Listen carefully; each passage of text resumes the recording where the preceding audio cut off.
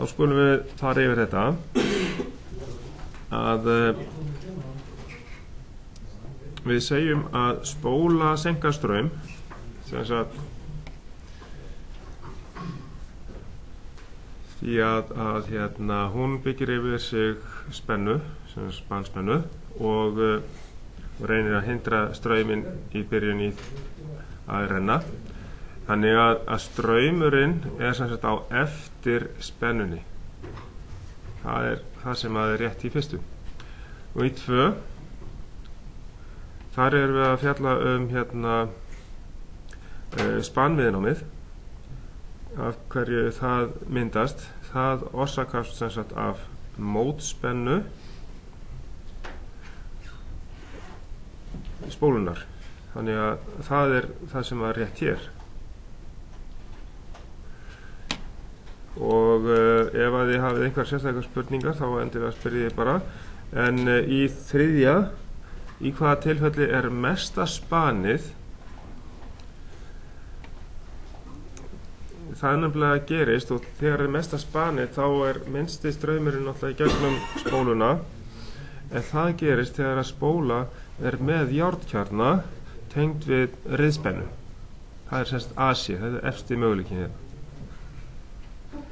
Það voru nokkri sem að sögðu án járnkjarna, en járnkjarnin hann gefur okkur miklu betri seguleiðni og miklu meira span þar leiðandi. Þannig að virkni spóluna verður miklu meiri þá. Ok. Og svo í 4, hvers vegna er ekki hægt að nota spennubreita á DC? Og við þurfum nefnilega þetta sem við lærðum í 200 líka varðandi spennubreitana, það er kallað gagnkvæmt span. Sem sagt, við erum með forvaf, við erum með eftirvaf, og það þarf að verða segulsviðsbreyting vegna þess að við erum með spennu og straumbreytingu á forvafi, og við erum með riðspennu á forvafi, og þess vegna erum við að spana upp spennu í eftirvafi vegna þess að við erum með breytilegt segulsvið. Og þetta er kallað gagnkvæmt span.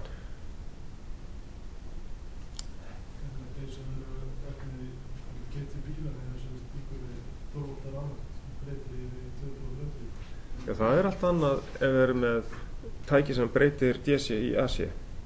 Það er allt annað. Þarna erum við ekki að fjalla það.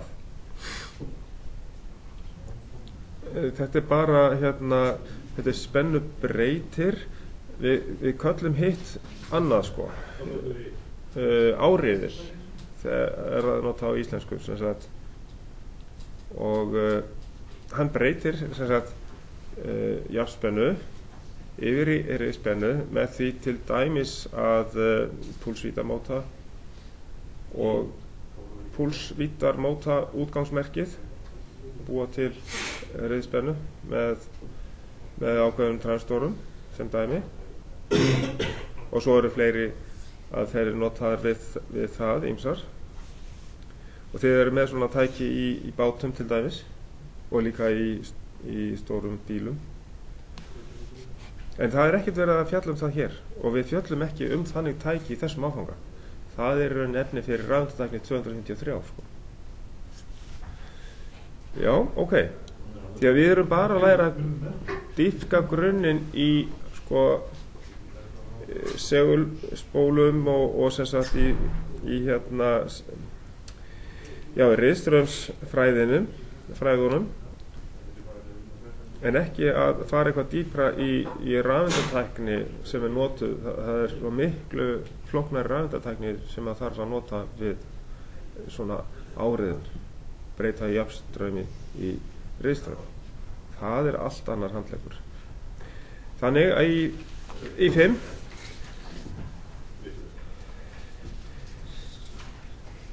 þá er verið að spyrja skilning á því hvernig að þetta hefur áhrif í riststraumnum að þegar spóla og raunviðnám eru raðtengd að þá þetta í rauninni svona spennudeling, en spennufallið yfir spóluna á öðrum tíma en yfir raunviðnámið. Þannig að það ákveðið fasvik þarna á milli. Þetta sem sagt aðalega bundið raðtengingu, en straumurinn náttúrulega svo sami í gegnum alla rásina og hann náttúrulega skiptir sér ekki neitt vegna þess að hann hefur bara eina leið þarna í gegn, og það rauninni spólan sem að takmarka þá mest strauminn, og þá fáum við bara eitthvað ákveðið heildar fasvik í þeirri raðtengdri rás eins og þarna værum að ræða. Þannig að þetta fyrst og fremst spennufallið yfir spóluna á öðrum tíma, og við sáum þetta reyndar í sveiflusjánni. Það var ein æfing með spólu þar sem við tókum sveiflusjá og vorum með tókum strauminn og sáum spennuna og sáum hvað straumurinn var í rauninni honum seinkaði með spennuna, en þannig að ef við bætum við sem sagt eins og í C-verkefninu hjá okkur, þá vorum við með akkurat svona dæmi, en þar vorum við reyndar ekki með annað heldur en sem sagt spennuvektormynd, og þar út frá þessari spennuvektormynd sem við gerum þar í 1C, það áttu við að hafa skilning á þessu hérna svari. Því þetta eru tveir vektorar með fasviki. Í sjöttu spurningu, þegar að spóla og raunviðnám eru hliðtengd, þá allt annað upp á teiningnum. Þar straumurinn spóluna á öðrum tíma en raunviðnám. Það var það sem þau voru að gera í 1D æfingunni. Þau voru með hliðtengingu á raunviðnámi og spólu, og þar teiknuðu við straumvektormynd, og út frá þessari straumvektormynd áttu þau að hafa þekkingu á því að svara þessu rétt. En sem sagt spennan sú sama yfir hliðtengda rás, en það hins vegar straumurinn sem að á öðrum tíma í spólu og raunviðnám. Ok? Síðan í 7 þá þetta í rauninni út frá Cousins phi, sjáu það að þetta formúla fyrir aflið, raunaflið, P-ið, og í sambandi við þessa í 8. þá erum við með sínusinn á horninu, og þá fáum við náttúrulega launaflið Q-ið.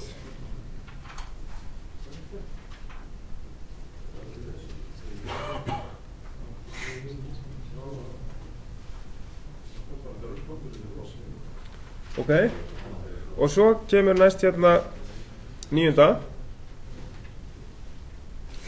Hvaða tilfelli lýsir þessi jafna? Og þegar við erum með raðtengda rás, þá erum við með spennudeilingu, og í 1C æfingunni, þar sem við vorum með raðtengingu og spólu og raunviðnámi, eða perunni sem raunviðnám, þá áttu að sjá þetta út alveg kristaltært að þetta var spenna í raðtengdri spólu og raunviðnámi. Þetta áttu allir að geta og séð. Við hefum notið þessar Pýþagórsreglu til að finna heildarspennuna út frá þessu. Gerðu þið ekki þessa, tókuð þið ekki þessa formúlu fyrir til þess að finna heildarspennu í þeirra æfingu? Munið eftir því? En við höfum til að reiknað hellingadælum með þessu svona, sko. En þetta alveg nauðsynlegt að tengja saman sem sagt, það sem við erum að gera í verklegu og því sem við erum að gera hérna, reikna þetta fram og tilbaka, þannig við fáum skilning á hvað er að gerast. Alveg bráðnauðsynlegt. Síðan í tíundu spurningu, þá erum við með alveg öfugt. Við erum með hliðtengingu. Þá erum við að leggja saman straumana. Já, þetta eru straumarnir sem að leggjast þarna saman.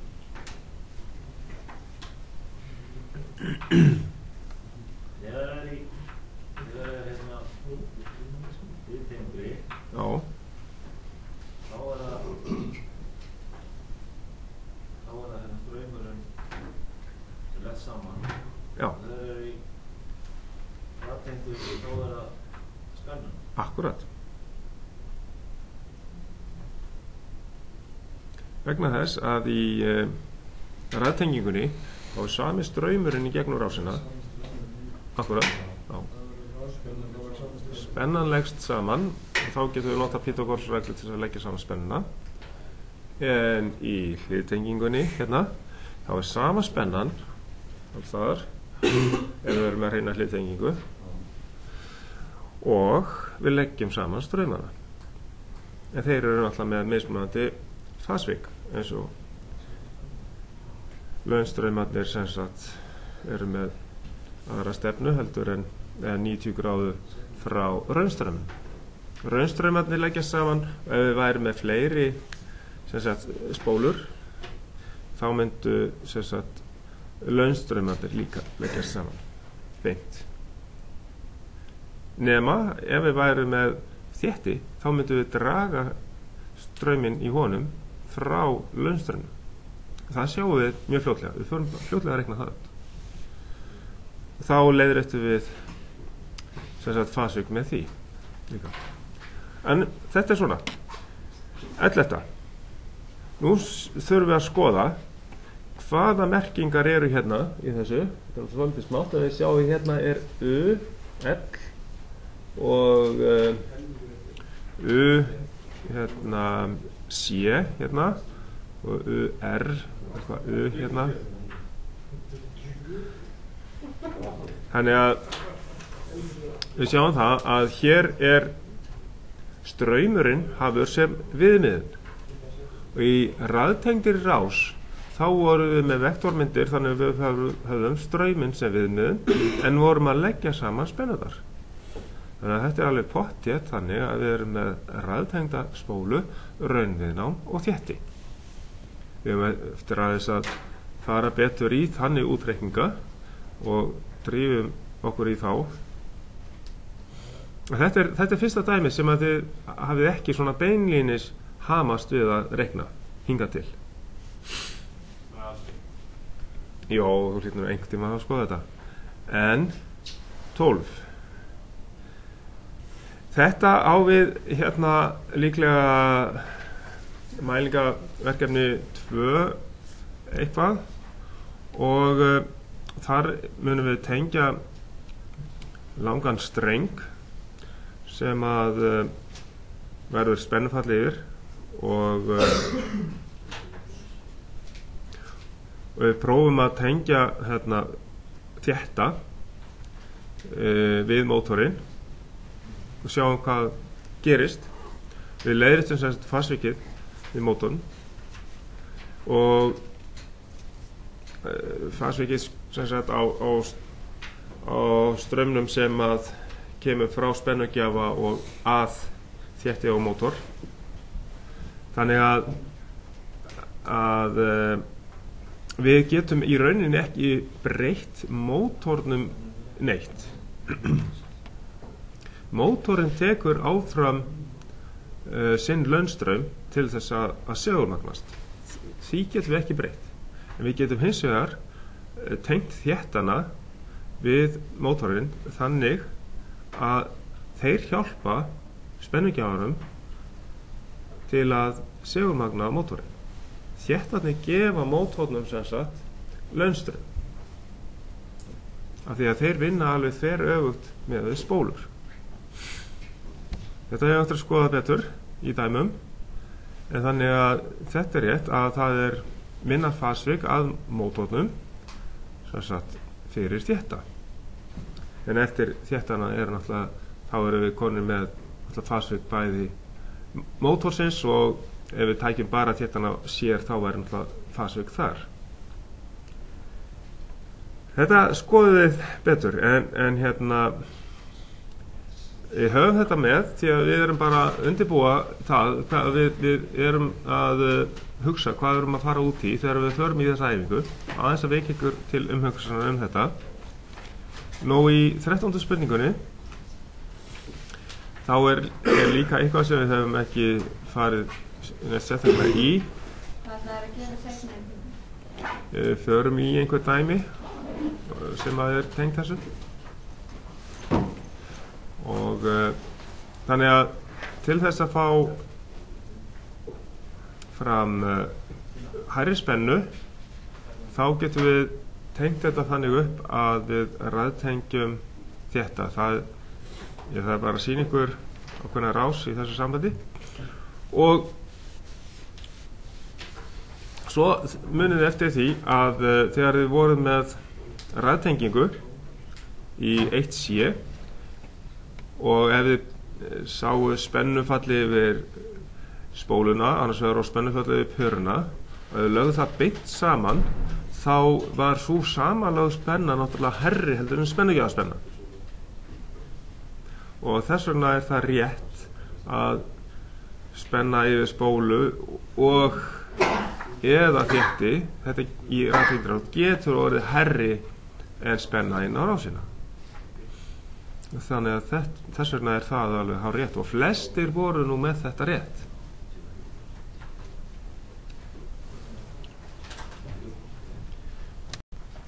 Við sjáum eins og í þessari rás hérna, þar sem að díóð tengt hérna yfir á milli, þá erum við með reiðspennu inn, en endum í mjög hárri jafnspennu út. Og það var þessi rás sem að var verið að vísa í.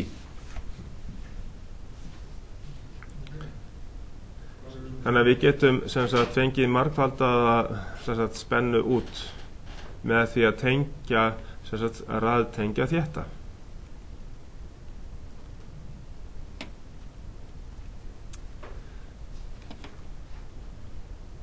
Já, þá segjum við þetta gott með yfirferðina í þessu, og